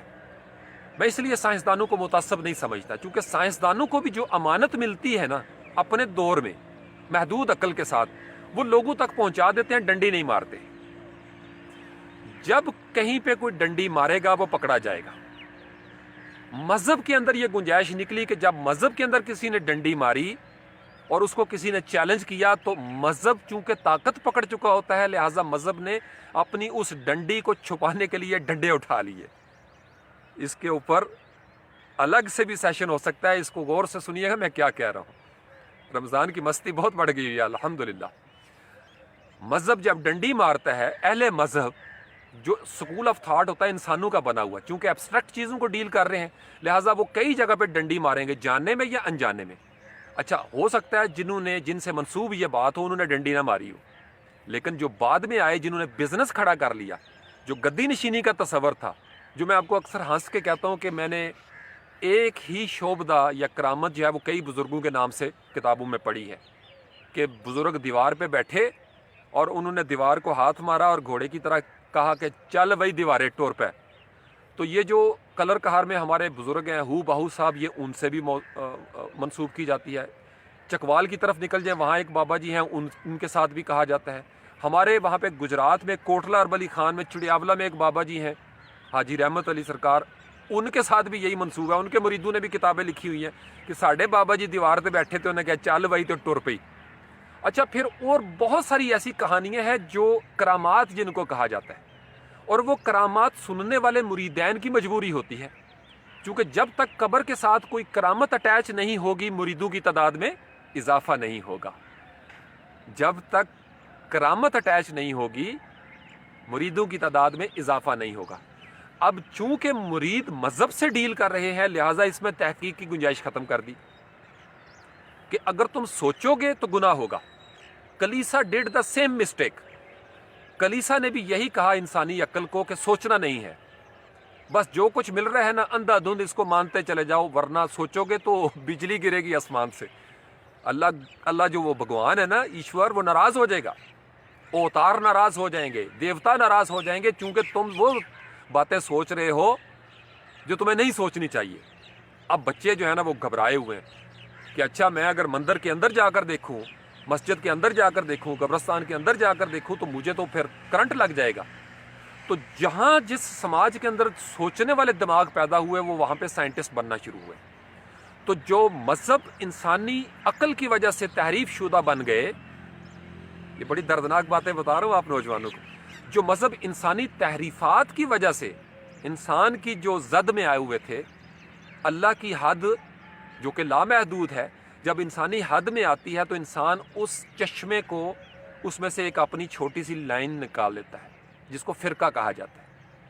قرآن کریم نے بڑا خوبصورت نقشہ کھینچا ہے کہ انہوں نے ایک بڑی حقیقت کو ٹکڑوں میں بانٹ رکھا ہے, اور جس کے پاس جو ٹکڑا آ گیا ہے وہ اسی کے اوپر یہ فتوے لگاتا پھرتا ہے کہ جو میرے پاس ہے وہی کل دین ہے اور تمہارا دین سارا غلط ہے, تمہارے پاس ساری چیزیں غلط آئی ہیں. تو قرآن نے ایک پیٹرن دیا. اللہ کے جو مومن بندے ہیں وہ قرآن کی آیتوں پر اندھا دھند نہیں گرتے. اللہ وجہ البصیرت کے الفاظ آئے ہیں, اللہ وجہ البصیرت, بصیرت کے ساتھ وہ اللہ کی تھیریز کو مانتے ہیں. انہیں پتہ ہے کہ اس کا توڑ نہیں ہو سکتا. تو جہاں انسانی آمیزش تھی, اب نبی کریم صلی اللہ علیہ وسلم یا سارے پیغمبر ایگزیکٹلی وہی بتاتے رہے جو اللہ نے کہا. نبی نے کبھی بھی اپنی طرف سے زیر زبر پیش نہیں کی. نبی کریم صلی اللہ علیہ وسلم نے ہر چیز اللہ کے حکم سے, اللہ کی رضا سے, اللہ کے اختیار سے بتائی. بلغ ما انزل الیک, اور یہ بھی قرآن نے ہمیں کہا کہ ما ینطق عن الہوا الا وحی یوحی والے جو الفاظ ہیں کہ وہ اپنی ہوائے نفسانی سے بات ہی نہیں کرتے. گویا قرآن کی اس آیت میں یہ ہمارے لیے میسج ہے کہ سائیڈ افیکٹس کہاں پہ آئیں گے, جہاں پہ ہوائے نفسانی شامل ہو جاتی ہے. جب میں اپنی خواہش سے بات کروں گا, میں نے آپ کو اکثر کہا ہے کہ فاروق شاہ کی بات غلط ہو سکتی ہے, میرے ماں باپ کی باتیں غلط ہو سکتی ہیں, میرے اساتذہ کرام کی بات بھی غلط ہو سکتی ہے اگر وہ بات ان کی ہوائے نفسانی کی ہو, ذاتی بات ہو ان کی نفس کے حوالے سے. لیکن ہر وہ کلمہ جو قرآن کا ہے یا صاحب قرآن کا ہے صلی اللہ علیہ وسلم, وہ کبھی غلط نہیں ہو سکتا, اس میں کبھی سائیڈ افیکٹ نہیں ہوں گے, کیونکہ تھیری وہی بدلے گی جو مخلوق کی ہے. تبدیلی وہیں پہ آئے گی جہاں پہ مخلوق ہوتی ہے. اللہ کے نظام کے اندر ایک اللہ نے معیار قائم کر دیا, یہ منزل حقیقی ہے, یہ دستور ہے. لوگوں آدم سے لے کر آخری انسان تک دستور یہی رہے گا. تو کیا ہوگا اس کے ساتھ؟ اب آپ کے پاس دو راستے آ گئے. میں نے یہ سارا اس لیے تمہید باندھی سائیڈ افیکٹس کی. یا آپ اللہ کی سائنس میں تفکر کر لیں, تدبر کر لیں, اور سائیڈ افیکٹ سے بچے بغیر کامیاب ہوتے چلیں جائیں دنیا کے سفر میں بھی اور آخرت کے سفر میں بھی. یا آپ ایک لمبا راستہ طے کریں دنیا کی سائنس کا, جس میں آپ وحی کی ضرورت سے انکار کر دیں, تو پھر کیا ہوگا؟ کامیابی اس صورت میں بھی ہوئے گی, لیکن ہر صدی کے بعد ایک نظریہ چینج ہو جائے گا. ہر صدی کے بعد عقل و شعور کی سطح مزید بلند ہو جائے گی. وجہ کیا ہے؟ جو ٹولز آج ہیں نا ہمارے پاس لیبارٹریز کے اندر, وہ پہلے نہیں تھے. اب ہم زیادہ بہتر انداز میں ایکسپیریمنٹ کر سکتے ہیں, زیادہ بہتر انداز میں گلوبل ویلیج ہو گیا ہے, ہم زیادہ تعداد میں ری ٹیسٹ کر سکتے ہیں چیزوں کو. مثلا فلسفے میں ہم نے پڑھا تھا کہ اگر کوئی یہ کہے کہ وہ کہتے ہیں نا ایدا کہاں چٹا ہی ہے, ویسے تو کوے کالے ہوتے ہیں, لیکن اگر کوئی کوا سفید بھی نظر آ جائے, جو کہ نظر بھی آئے ہیں لوگوں کو, تو پھر ہم یہ نہیں کہہ سکتے کہ سارے کوے جو ہیں وہ کالے ہیں, کیونکہ کسی ایک جگہ پہ بھی اگر کوا سفید مل جاتا ہے تو یہ نظریہ یونیورسل نہیں ہوگا. یہ لوکل تو ہو سکتا ہے, لوکل ورژن آف سائنس, لیکن اس کو آپ یونیورسل یا گلوبل نہیں کہیں گے. تو اللہ کی سائنس، چونکہ اللہ مخلوق کا خالق ہے، اس کو ہر قسم کے حالات و واقعات کا پتہ ہے. پہل کیا تھی، اول کیا تھا اس کا، اور اس کا آخر کیا ہوگا. کائنات کی ابتدا کیسے ہوئی، پھیلے گی کیسے، جائے گی کہاں پہ. اول کیا تھا جہاں پہ روحوں سے اقرار کیا گیا تھا، اور جب قیامت آئے گی تو پھر کیا ہوگا، اور قیامت کے بعد کیا ہوگا. تو اللہ has absolute knowledge of each and every thing. اللہ کے پاس سارا نالج ہے.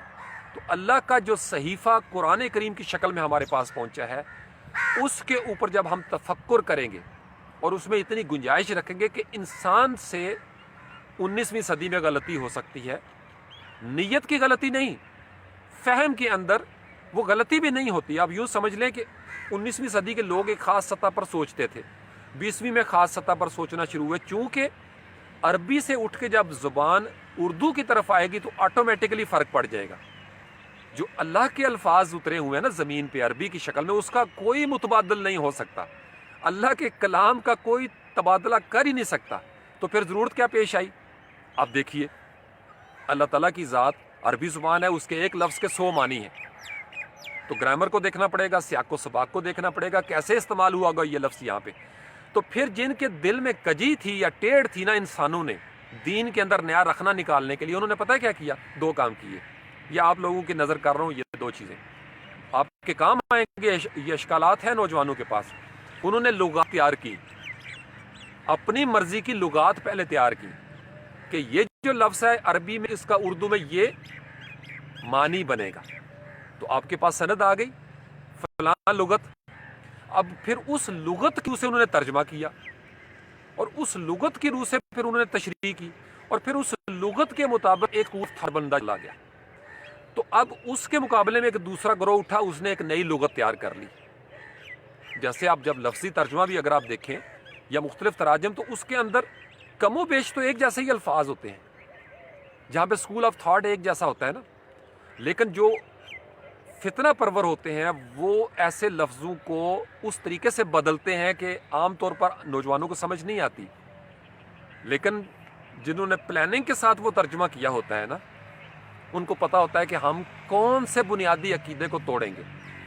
جس کی وجہ سے یہ تمام سیشن میں نے آپ کے سامنے رکھے کہ جب دین کے اندر تحریف ہو جاتی ہے تو وہ تھا جو ناخوب، علامہ اقبال، تھا جو ناخوب بتدریج وہی خوب ہوا.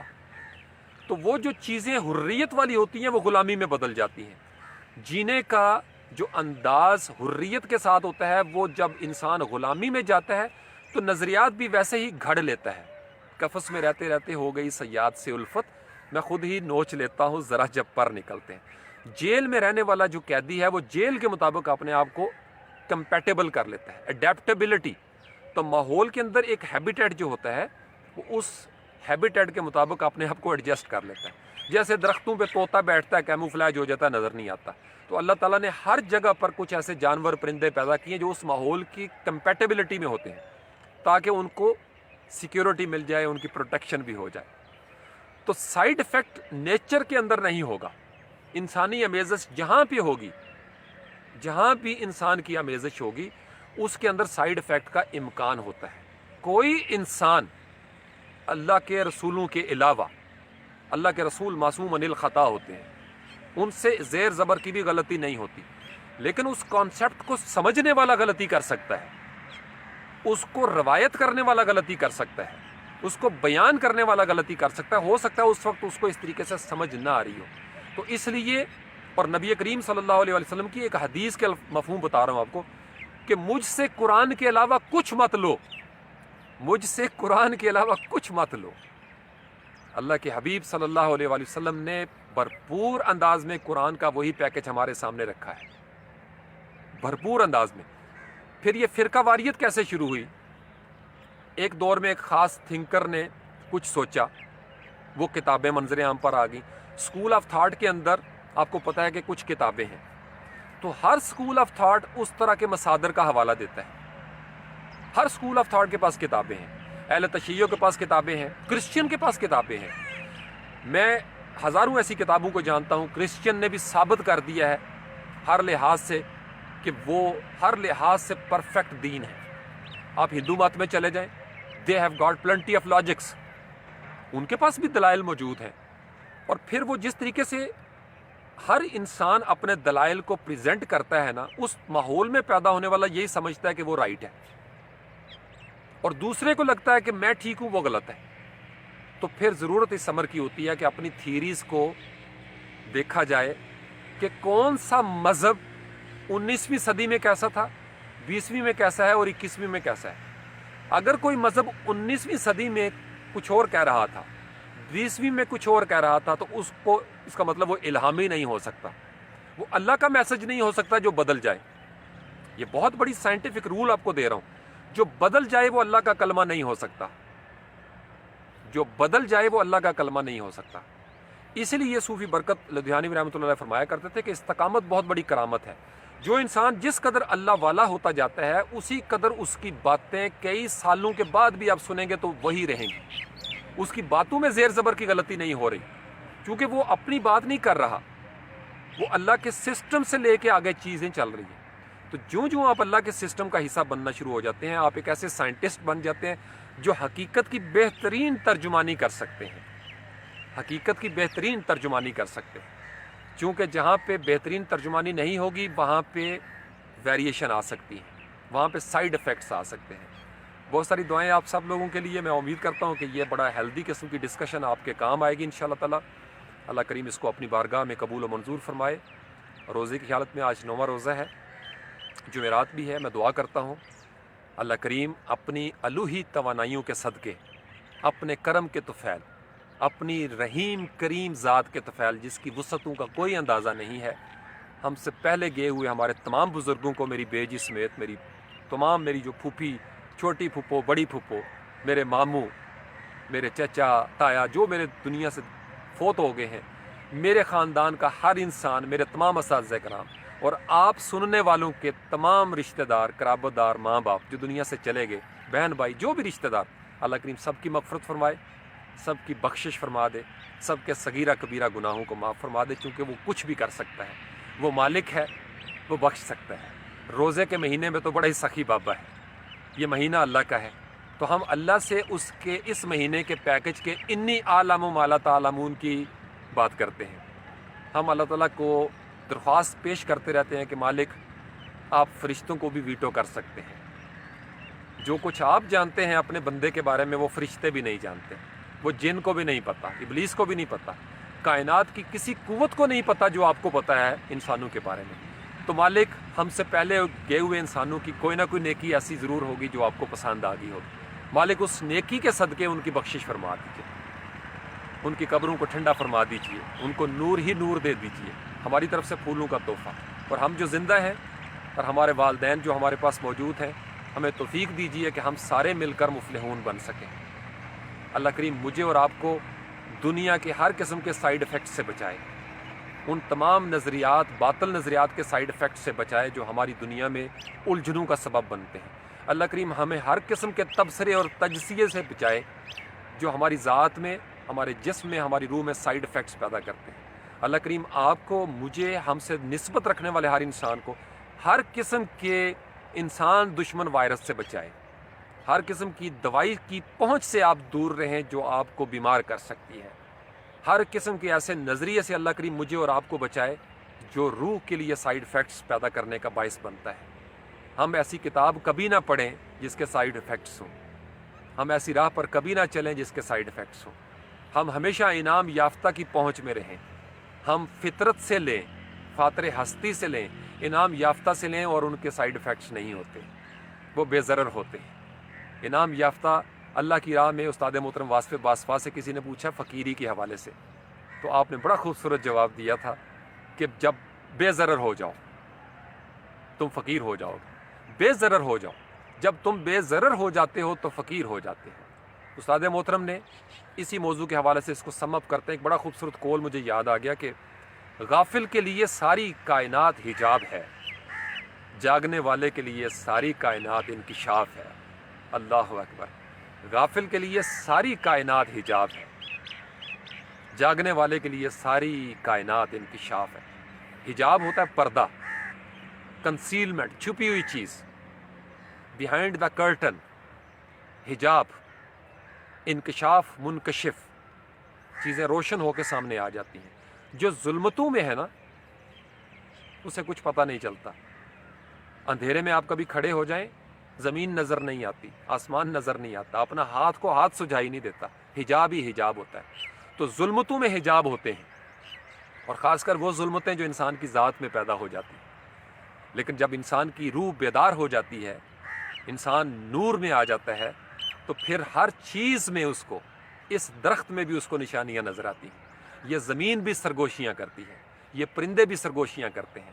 پھر اس کو پتہ چلتا ہے کہ فطرت میں مجھے کبھی سائیڈ افیکٹ نہیں دیے، فطرت کی طرف سے آنے والی بارشیں بڑی پیور تھیں، لیکن جب میں نے پلوٹ کر دیا اپنے سمندروں کو تو فطرت کی طرف سے آنے والی بارشیں بھی تیزابی ہو جاتی ہیں، فطرت کی طرف سے آنے والی ہوائیں بھی آلودہ ہو جاتی ہیں۔ اگر میرے جگہ جگہ پہ کوڑا کرکٹ کے ڈھیر ہوں، گندگی کے، تو جو ہوا آئے گی وہ تو بڑی پیور تھی، لیکن چونکہ میں نے بدبو کے ڈھیر لگائے ہیں، لہٰذا وہ ہوا جب میرے نتھنوں سے ٹکرائے گی تو بدبو آئے گی۔ آپ کبھی کسی باغ میں جائیں تو اللہ تعالیٰ کی ذات نے، میں کبھی کبھی جب گھبرا جاتا ہوں تو آنکھیں بند کر کے جنت کے تصور میں گم ہو جاتا ہوں۔ میرے اندر کی دنیا ان تصویروں کو دیکھتی ہے، ان تمام چیزوں کو دیکھتی ہے جو اللہ تعالیٰ کی ذات نے جنت کی صورت میں ہمارے سامنے رکھ لی ہے۔ یہ بہت سارے معاملات ہوتے ہیں جب ہماری زندگی اس طریقے سے آگے بڑھنا شروع ہو جاتی ہے، ہم فلاح کی طرف جانا شروع ہو جاتے ہیں، ہمارے اندر نور آنا شروع ہو جاتا ہے، تو پھر ہم منکشف کرنے لگتے ہیں بہت ساری چیزیں، اور ہمارے اوپر ہر روز انکشافات ہوتے ہیں۔ جب ہم اپنی ذات سے آگے بڑھتے ہیں تو حجابات اٹھنے لگتے ہیں۔ تو غافل کے لیے ساری کائنات حجاب ہے۔ جو غفلت میں پڑا ہوا ہے وہ تو سامنے پڑی ہوئی چیز کو نہیں دیکھ سکتا، لیکن جو جاگ جائے وہ اپنی روح کے اندر بھی نشانیاں دیکھ سکتا ہے۔ اسے پتہ چل جاتا ہے کہ کہاں پہ کون سی تحریف ہوئی ہے، کون سی بات اللہ کی بات ہے اور کون سی بات انسان کی بات ہے۔ تو اللہ کریم مجھے اور آپ کو فرقہ واریت سے بچائے، تکفیریت سے بچائے، اور ہم اللہ کریم کے سائنسدانوں کو علیہم السلام اجمعین مان لیں، اور جو ہمارے نبی کریم صلی اللہ علیہ وآلہ وسلم ہیں، جن کا لایا ہوا دین قرآن دنیا بھر کے لیے چیلنج بن چکا ہے کہ لوگوں اس قرآن کے متن کو غلط ثابت کر دو، کسی ایک آیت کی نظیر ڈھونڈ کے لا دو۔ دنیا کی سائنس بدلتی بدلتی ایک روز قرآن کی ہر آیت کو ثابت کرے گی۔ اس میں قرآن کا نہیں ہے عمل دخل۔ عقل جب چلتی ہے تو سفر طے کر کے وہیں پہنچے گی۔ اللہ تعالیٰ کی ذات نے ہم سب کو دعوت فکر اسی لیے دی ہے، یہ ہمارا کام تھا۔ ہم تحقیق کرتے، استخراج بھی کرتے، استقراء بھی کرتے، انڈیوس بھی کرتے، ڈیڈیوس بھی کرتے۔ دو چیزیں ہوتی ہیں نا آپ کے سامنے، آج کل تو خیر 3-4 ہو گئی ہیں، لیکن جو کافی طویل عرصہ سائنس میں چلتا رہا وہ 2 پیمانے ہوتے تھے۔ ایک یہ ہوتا تھا کہ آپ کو کسی نے بتا دیا یونیورسل ٹروتھ، اور اس کے مطابق آپ نے جائزہ لینا شروع کر دیا، یہ پرنسپل ہے، یہ ہائپوتھسس ہے، اس کے مطابق آپ نے شہادتیں اکٹھی کرنی ہیں۔ یا آپ کو مختلف شہادتیں مل گئیں اور ان سب کو اکٹھا کر کے آپ نے ان کا نچوڑ نکالا اور کہا کہ اس کی روح سے یہ قانون بنتا ہے۔ یہ 2 ہی طریقے چلتے آ رہے ہیں، یا پہلے قانون مل جائے اور آپ اس کے اوپر سائنٹیفک انداز میں ریسرچ کریں، جز کر کے انالائز کریں، یا آپ کے سامنے مختلف حالات آئیں اور آپ ان حالات کی روشنی میں ایک نتیجہ اخذ کریں کہ اگر یہ ہو جائے اور یہ ہو جائے اور یہ ہو جائے اور یہاں بھی ہو اور وہاں بھی ہو، تو اس کا مطلب یہ ہے کہ یہ پرنسپل ہے، یہ فارمولہ ہے۔ تو آپ کہاں ادھر سے پکڑیں یا ادھر سے پکڑیں، دونوں طریقہ کار جائز ہیں۔ دنیا کی سائنس کیا کر رہی ہے کہ دنیا کی سائنس اپنی عقل کے ساتھ، اپنے دور کے ٹولز کے ساتھ کسی نتیجے تک پہنچتی ہے۔ اللہ تعالیٰ کی ذات نے نتیجے پہلے نکال دیے ہوئے، نہ صرف اس زمین کے بلکہ اس زمین کے سفر کے بعد کے نتیجے بھی اللہ نے بتا دیے ہیں۔ اور آپ اگر قرآن کو اس طریقے سے پڑھیں تو آپ دیکھیں گے کہ ڈائلاگز بھی ہمارے سامنے آ گئے ہیں۔ اللہ کو پتہ ہے کہ کس نے کیا کہنا ہے، یوم المیزان قیامت کے دن کس نے کیا بات کرنی ہے، شیطان کے ساتھ کیا ڈائلاگز ہوں گے، یہ لوگ آپس میں جن کو معبود بناتے ہیں دنیا میں، یہ آپس میں کیا باتیں کریں گے، دنیا میں جو لوگ دوستیاں کرتے ہیں وہاں پہ کس طرح دشمنیاں کریں گے، ہمیں پہلے سے بتا دیا گیا۔ تو کیا خوبصورت سائنس ہے کہ اللہ کی سائنس ہمیں ڈائلاگ بھی بتا رہی ہے، اور ایگزیکٹ یہی ڈائلاگ ہوں گے۔ جو خالق ہوتا ہے وہ مخلوق کو بہتر سمجھتا ہے، مخلوق کو سمجھنے میں غلطی کر سکتی ہے، خالق مخلوق کے بارے میں جب بات کرے گا تو اس کے سائیڈ افیکٹ نہیں ہوں گے، اس میں کوئی رد و بدل نہیں ہو سکتا، اس کی کل کائنات کے اوپر نظر ہے، اس نے ہر چیز کو محیط کیا ہوا ہے۔ وہ کہتا ہے کہ یہ تم کیا چیز ہو، یہ دنیا کیا چیز ہے، پوری کائنات مچھر کے پر کے برابر نہیں میرے سامنے، ہیچ ہے، کچھ بھی نہیں ہے یہ۔ اس کو پتہ ہے، یا جو ابھی اپنے شعور کے ساتھ قدم بہ قدم آگے بڑھ رہے ہیں۔ تو ان سائنسدانوں کا بھی شکریہ جن کی مہربانیوں سے ہم یہاں تک پہنچے، چونکہ اگر انہوں نے اتنا بھی جرت نہ کی ہوتی تو شاید ہم دنیا میں ابھی بھی یہ نہ سمجھ چکے ہوتے۔ تو سائنسدان ہر دور کے بہت عظیم ہوتے ہیں، میں ان کا بڑا احترام کرتا ہوں کہ وہ بہرحال کوشش کرتے ہیں۔ اور یاد رکھیے کہ سائنسدانوں سے اگر کوئی چیز ہارے گی تو وہ انسانوں کا بنایا ہوا مذہب، خود ساختہ مذہبی اقدار ہاریں گی سائنس سے۔ سائنس سے ہر وہ مذہب ہار جائے گا جو انسانوں کا خود ساختہ ہوگا۔ سائنس کے مقابلے میں وہ ترجمہ کبھی ٹھہر ہی نہیں سکتا جو انسان نے کیا ہوگا۔ سائنس کے مقابلے میں وہ پالیسی کبھی رک ہی نہیں سکتی جو انسان کی طرف سے آمیزش ہوگی، چونکہ مذہب کے اندر آپ کو اندھی عقیدت سکھائی جاتی ہے۔ مذہب جو ہوتا ہے نا وہ اسکول آف تھاٹ ہوتا ہے، میں دین کی بات نہیں کر رہا، دین تو اللہ کی طرف سے آتا ہے۔ مذہب جب اسکول آف تھاٹ، جس کو ہم اردو زبان میں مسلک کہہ لیں، آپ اس کو فرقہ کہہ لیں، تو یہ انسان کی انڈرسٹینڈنگ ہوتی ہے۔ تفقہ فی الدین، مجھے سمجھ میں آئی دین کے اندر۔ آپ اگر علماء کرام کو بھی سنیں تو علماء کرام 30 سال پہلے کچھ اور کہتے تھے، 30 سال کے بعد میں نے آپ کو بتایا کہ ہمارے ہاں ایسی دینی جماعتیں موجود ہیں جنہوں نے پہلے تصویر کی مخالفت کی، اب اس کو جائز کر دیا۔ پہلے ٹی وی کو شیطان کا سینگ کہا، اب چینلز بننا شروع ہو گئے۔ تو جو چیزیں وقت کے ساتھ ساتھ ڈیولپ ہوتی ہیں اس کی گنجائش موجود ہے، چونکہ جب ہم انسانی عقل کے ساتھ معاملات کو سوچتے ہیں تو گنجائش ہوتی ہے امپروومنٹ کی۔ تو ہم الزام نہیں دے سکتے کہ وہ بزرگوں نے پہلے ڈنڈی ماری تھی۔ ہاں، جو ڈنڈی مارے گا نا وہ متعصب ہو جائے گا، یہ پہچان ہے ڈنڈی مارنے والوں کی کہ وہ پہچان متعصب ہوگا۔ ڈنڈی مارنے والوں کی دوسری پہچان یہ ہے کہ ان کے ہاتھ میں ڈنڈے بھی ہوں گے۔ اگر مذہب کے نام پر بنی ہوئی کوئی جماعت ڈنڈی مار رہی ہے تو اس کے ہاتھ میں ڈنڈا ضرور آئے گا، اور اگر سماج ڈنڈی مار رہا ہے، کوئی سسٹم ڈنڈی مار رہا ہے تو اس کے ہاتھ میں بھی ڈنڈے ضرور ہوں گے۔ سبحان ربک رب العزت عما یصفون وسلام علی المرسلین والحمد للہ رب العالمین۔ بہت ساری دعائیں آپ سب لوگوں کے لیے، آپ نوجوانوں کے لیے، آپ کے والدین کے لیے، آپ کے روزگار کے لیے۔ اللہ کریم آپ کو ہر قسم کی نحوست اور نجاست سے بچائے۔ اللہ کریم آپ کو ہر قسم کے شریر بندے کے شر سے بچائے۔ اللہ کریم ہم سب کو اپنے رحم اور کرم کے سائے کے نیچے رکھے۔ اللہ کریم ہم سب کی حفاظت فرمائے، جو ہاسپٹلز میں ہیں، گھروں میں ہیں، جو بیمار ہیں کسی بھی حوالے سے، کسی بھی بیماری کی وجہ سے، اللہ کریم ان کو شفائے کاملہ عاجلہ عطا فرمائے۔ جو بے روزگار ہیں، اللہ کریم ان کے لیے بہترین روزگار کا بندوبست فرمائے۔ اللہ کے خزانوں کی چابیاں آسمان و زمینوں میں بکھری ہیں، اللہ کریم آپ کو چابیوں تک پہنچائے۔ آپ کے لیے اللہ کریم کے خزانوں سے رزق نازل ہو، کریم رزق نازل ہو۔ جو پریشان حال ہیں، اللہ کریم میں دعا کرتا ہوں ان کی پریشانیاں دور ہو جائیں۔ میں اپنی بیجی کے لیے بہت دعائیں کرتا ہوں، میں آپ سب کی بیجی کے لیے دعائیں کرتا ہوں، میں اپنے والد محترم کے لیے دعائیں کرتا ہوں، میں آپ کے ابو کے لیے دعائیں کرتا ہوں، میں آپ کے تمام بزرگوں کے لیے دعائیں کرتا ہوں۔ جبیر کے والد کے لیے بہت ساری دعائیں، اللہ کریم ان کے سفر آخرت میں آسانیاں فرمائے، کرم ہی کرم ہو۔ اور بھی دیگر جتنے لوگ اس رمضان میں گئے ہیں یا پہلے گئے ہیں یا جب بھی گئے ہیں، اللہ کریم سب کی بخشش فرما دے۔ رب ارحمہما کما ربیانی صغیرا، ربنا اغفر لی ولوالدی وللمؤمنین یوم یقوم الحساب۔ آپ میں سے بھی جس کے والد یا والدہ دنیا سے گئی ہیں، میں بعض کا جان بوجھ کے میں نے آپ کو بتایا نام نہیں لیتا، اللہ کریم ان سب کے صغیرہ کبیرہ گناہ معاف فرمائے، ان کی قبر کو ٹھنڈا کرے، اور آپ کو اس قابل کرے کہ آپ ان کے چھوڑے ہوئے کام، ادھورے کام پورے کر سکیں، ان کے خوابوں کی تعبیر ڈھونڈ سکیں، ان کا فخر بن سکیں۔ میں اپنے استاد کا، میں اپنے اساتذہ کرام کا فخر بن سکوں، آپ میرا فخر بن سکیں۔ میں اپنے انعام یافتہ کا فخر بن سکوں، آپ میرا فخر بن سکیں، اور ہم سب مل کے قیامت کے دن ان انعام یافتہ کی صف میں کھڑے ہو جائیں، چپ کر کے ہاتھ باندھے، اور وہاں سے ہمیں شاباش ملے، اور پھر سلام قولا من رب الرحیم ہو جائے کہ تم نے اس سائنس کو مان لیا تھا، تم نے سائنس کو مان لیا تھا، میری سائنس باطل نہیں ہے، میری سائنس کے سائیڈ افیکٹس نہیں ہیں۔ بہت ساری دعائیں۔ السلام علیکہ ایھا النبی ورحمۃ اللہ وبرکاتہ، السلام علینا وعلی عباد اللہ الصالحین، السلام علیکم ورحمۃ اللہ وبرکاتہ۔ اجازت دیجیے، السلام علیکم ورحمۃ اللہ وبرکاتہ۔